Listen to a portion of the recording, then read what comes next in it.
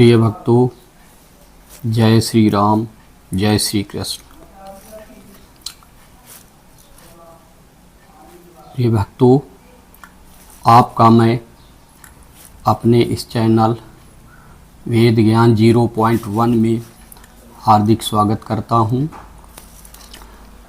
आपसे मेरा एक निवेदन है, वो ये है कि आप लोग मेरे वीडियोस को पूरा देखा करें।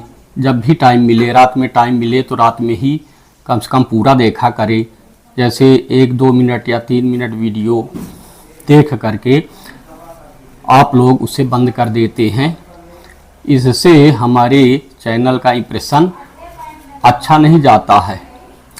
तो इसलिए आप लोग पूरा वीडियो देखा करें। कम से कम एक बार ही देखें, लेकिन उसे पूरा देखें। दूसरी बात मैं ये कहना चाहता हूँ कि आपके जो बहुत क्लोज लोग हैं, जो आपके प्रियजन हैं, उनसे आप मेरी तरफ से रिक्वेस्ट करिए कि वे अपने चैनल को ये जो मेरा चैनल है वेद ज्ञान 0.1, इसे अपने मोबाइल में सब्सक्राइब कर लें। तो ये दो निवेदन है हमारी तरफ से, इन पर ज़रूर गौर करिएगा। और एक कमेंट अच्छा आया है पिछले एपिसोड के बाद। मैंने देखा श्री अशोक कुमार सोनी जी ने प्रश्न पूछा है कि क्या ईश्वर को देखा जा सकता है। तो हालांकि पहले एपिसोड और दूसरे एपिसोड में जो हमने बात की है, इसी प्रश्न से रिलेटेड ही पूरी बातचीत है, लेकिन फिर भी मैं बता रहा हूं कि ईश्वर को नहीं देखा जा सकता। आंसर यही है क्योंकि हम अपनी आंखों से उन्हीं चीजों या वस्तुएं पदार्थों को देख सकते हैं जो ससीम हैं और लिमिटेड हैं, जो सीमाबद्ध हैं। ईश्वर तो अनंत है, असीम है, इसीलिए वे निराकार हैं। वे सीमाबद्ध नहीं हैं, वे अनलिमिटेड हैं, अनंत हैं। इसलिए हम अपनी आंखों के द्वारा उन्हें नहीं देख सकते। यही उत्तर है और बहुत स्पष्ट और सीधा इसका उत्तर है। तो चलिए हम आते हैं अपने आज के टॉपिक पे। हमारा आज का टॉपिक है कि देवता और भगवान में क्या अंतर है। तो सबसे पहले हम बात करते हैं इस प्रश्न पर कि देवता क्या है। जड़ और चेतन वाले एपिसोड में हमने बताया था कि संसार में दो ही प्रकार की वस्तुएं हैं, जड़ और चेतन।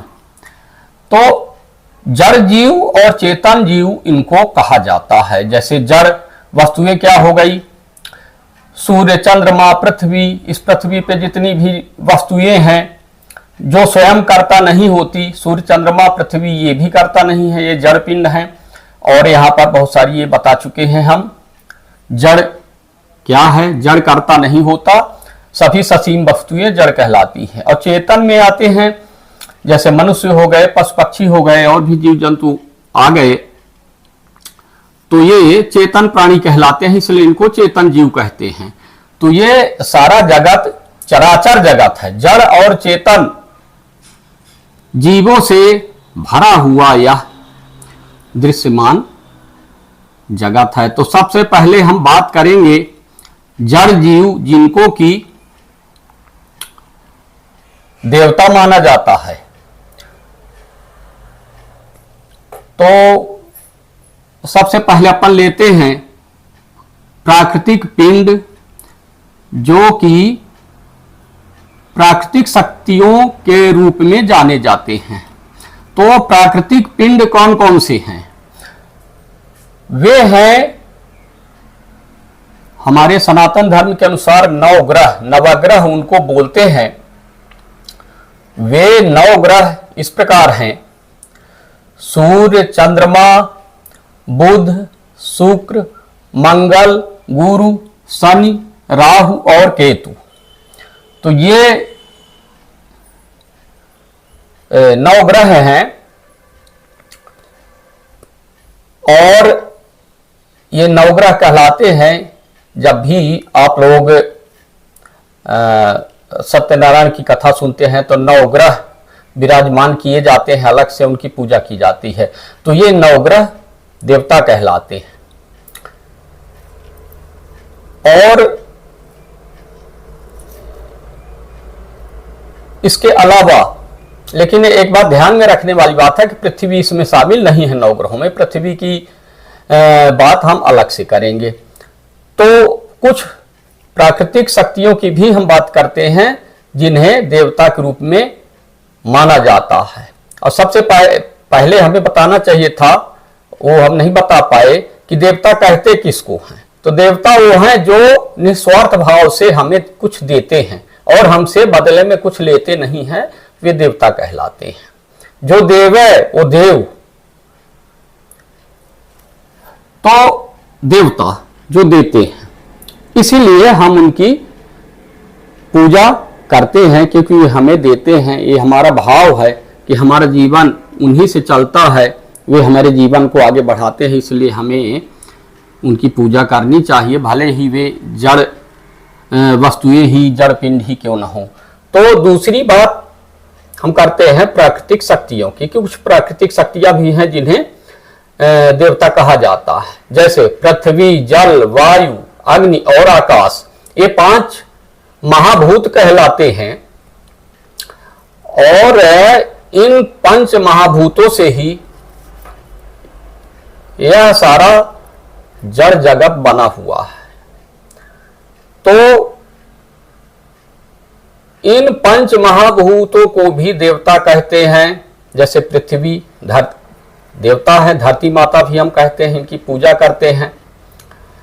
और रात में जब हम सोते हैं और सोकर उठते हैं तो सबसे पहले हम धरती माता को ही प्रणाम करते हैं और उनको हाथ से स्पर्श करके अपने मस्तक पे 3 बार रखते हैं और फिर उसके बाद हम चरण धरती पर रखते हैं। तो ये हो गई। और जल तो जीवन ही है। हम पढ़ते हैं जल जीवन है, जल से ही जीवन है। तो जल भी देवता माने जाते हैं। वरुण देव के रूप में जल देवता है और अग्नि देवता अग्नि के रूप में, वायु देवता वायु के रूप में, आकाश देवता। तो ये सब देवता हैं, ये सब हमें देते हैं, इसलिए इनको हम लोग देवता कहते हैं। और सबसे बड़ी बात यह है कि जितने देवता हैं, जितने ग्रहों की बात हुई, ये सभी देवता, भले ही ये वस्तुएं जड़ पिंड हो या जड़ वस्तुएं हो, लेकिन इनको हम मनुष्य के रूप में देवता के रूप में देखते हैं। यानी ये देवता ऐसा नहीं कि जल माने जल वो पदार्थ दिखता हो गया, पानी है तो मनुष्य कैसे हो सकता है। एक भाव है, हम मनुष्य के रूप में देवता का दर्शन करते हैं। वो जो देवता है वो मनुष्य रूप में होते हैं और वे विशेष लोकों में निवास करते हैं, ऐसी हमारी मान्यता है। तो ये कुछ प्राकृतिक शक्तियां हो गई। अब तीसरे नंबर पे आते हैं समुद्र देवता। और समुद्र देवता के बारे में आपको पता है कि भगवान श्री राम जी जब माता सीता जी की खोज में निकले थे लंका जाने के लिए, तो समुद्र देवता से प्रार्थना की थी, निवेदन किया था, लेकिन समुद्र देवता ध्यान नहीं दिए। फिर भगवान को थोड़ी सख्त रुख अपनाना पड़ा। आपको श्री रामचरितमानस में या रामायण में ये प्रसंग मिलता है, आप जानते भी हैं। और फिर जब उन्होंने क्रोध दिखाया तो समुद्र देवता प्रकट हो गए और भगवान के सामने आकर के उन्होंने फिर उपाय बतलाया कि कैसे समुद्र से पार जाया जा सकता है। तो समुद्र हो गया। और समुद्र के अलावा कूप या कुएं की भी पूजा होती है, उनको भी देवता माना जाता है। और तालाब, झील वगैरह जो भी जल के सोर्स हैं, इन सबको देवता के रूप में माना जाता है। और इनके महत्व को समझते हुए हम लोग इनकी पूजा अर्चना या आरती करते रहे हैं। तो ये तीसरे नंबर के देवता हो गए। चौथे नंबर में हम बात करेंगे नदियों की, क्योंकि हमारे जीवन में नदियों का तो बहुत बड़ा महत्व है, उनके बिना तो जीवन ही संभव नहीं है। तो नदियों में वैसे तो सभी नदियों का बहुत बड़ा महत्व है और सभी नदियां देवता के रूप में पूजी जाती हैं, लेकिन कुछ बहुत ही पवित्र नदियां हैं जैसे गंगा, यमुना और नर्मदा। तो गंगा मैया हम लोग उनकी आरती करते हैं, इन तीनों की आरती करते हैं, और भी नदियां हैं महत्वपूर्ण, उनकी आरती करते हैं, पूजा करते हैं। पर गंगा का पानी तो अमृत ही है, गंगा तेरा पानी अमृत, और गंगा को हम मैया कहते हैं, गंगा मैया देवी के रूप में गंगा की पूजा की जाती है। तो ये देवी हैं, और यमुना भी ऐसे हैं, नर्मदा मैया ही हैं, इनकी भी हम पूजा अर्चना करते हैं, इनकी आरती करते हैं। तो ये सभी महत्वपूर्ण नदियां देवियों के रूप में पूजी जाती हैं। चलिए 5वें नंबर पे हम आते हैं वृक्ष। वृक्षों को भी हम लोग देवता के रूप में पूजते हैं। वृक्षों का हमारे जीवन में क्या महत्व है ये मुझे बताने की आवश्यकता नहीं है, आप सब लोग जानते ही हैं। तो वृक्षों में आप ले लीजिए पीपल का वृक्ष। तो पीपल के वृक्ष में वासुदेव का निवास है, यानी पीपल का वृक्ष भगवान वासुदेव का ही एक रूप है, इसलिए पीपल के वृक्ष की पूजा की जाती है, आरती की जाती है, और बड़े श्रद्धा भाव से पीपल के वृक्ष को हम लोग देखते हैं, प्रणाम करते हैं। दूसरा बरगद का वृक्ष ले लीजिए, ये भी देवता है, पीपल का तो हो ही गया, बरगद, और आंवला का वृक्ष ले लीजिए, तुलसी का पौधा ले लीजिए, तुलसी माता, ये तो जानते ही हैं कि माता के रूप में हम जानते हैं, उनकी पूजा अर्चना करते हैं। तो ये सभी वृक्ष और पौधे जो हैं देवता के रूप में पूजे जाते हैं। और तो ये हुए जड़ जीव, ये सभी जड़ हैं, क्योंकि ये कर्ता नहीं होते, तो इसलिए जड़ जीव जिन्हें हम देवता के रूप में पूजते आए हैं, ये ऋग्वेद की जब रचना हुई उसके पहले से ही देवता की कल्पना की गई। और चूंकि उस समय पर ईश्वर का स्वरूप क्या है, ईश्वर कौन है, कहाँ रहते हैं, ये इससे संबंध में कोई फिलॉसफी डेवलप नहीं हुई थी। तो ईश्वर की खोज तो शुरू से ही चल रही है, जब से मनुष्य सोचने लायक हुआ। तो सबसे पहले इन्हीं जड़ पिंडों को ही देवता माना गया, इन्हें ही भगवान माना गया कि सारी शक्तियां इन्हीं के पास हैं, इनकी हम पूजा अर्चना करेंगे, उपासना करेंगे तो हमारा जीवन सुखमय हो जाएगा, विपत्तियां हमसे दूर रहेंगी और हम सुखी रहेंगे।